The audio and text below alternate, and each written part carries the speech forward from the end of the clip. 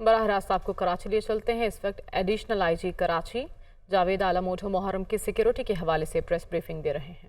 जो लोग इसका शिकार होकर अपनी जान गंवाते थे या ज़ख्मी होते थे, उसमें भी बहुत ज़्यादा मेरे पास फिगर्स हैं, मैं बाद में आपसे शेयर करूँ।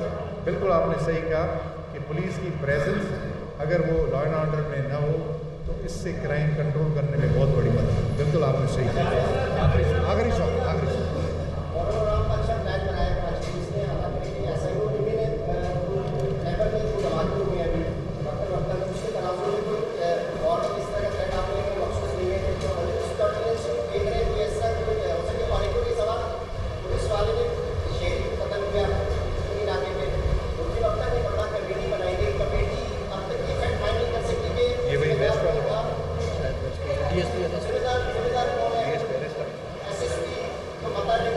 देखिए, अभी आखिर इसको खत्म करें। इसी से जुड़े हुए एक सवाल है, डिस्ट्रिक्ट वेस्ट के जो डीआई मंत्री साहब है, वो वैसे तो बड़े समाजी वर्गों की आदमी करवाते हैं, पर उसी जिले में एक मोबाइल डीएसपी की दूसरी डिस्ट्रिक्ट में जाके शहरी को कत्ल करे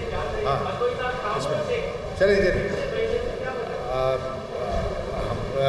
देखिए, जो आपने बात की वेस्ट में इस पर्टिकुलर केस में किसी से भी अगर गैर जिम्मेदाराना हरकत हुई है जिसकी वजह से कीमती जान का नुकसान हुआ है, उस पर एकदम से फ़ौरन एक्शन हुआ है। उसमें एक डीएसपी लेवल का अफसर अंडर अरेस्ट है, तो डीएसपी अंडर अरेस्ट है, बाकी लोग एएसआई जो भागा हुआ है, जो मेन बंदा है मुबारक है, इंशाल्लाह वो भी गिरफ्तार होगा। नहीं, केपीके में कहाँ पे भी है, इससे ज़्यादा कितने केपीके से हम उठा के लाए, इंशाल्लाह इसको भी ले आएंगे। तो इसमें सख्त एक्शन होगा उनके खिलाफ जो इसमें इन्होंने ये काम किया। पुलिस का काम बुनियादी तौर पे बहुत ही, देखिए आपको भी अलाउंस देना पड़ेगा कि क्योंकि ये काम की नौयत ऐसी है कि इसमें थोड़ी सी गलती किसी कीमती जान के ज़ियां का सबब बनते हैं। तो पुलिस वाले सब ये चीज़ जहन में रख के काम करते हैं।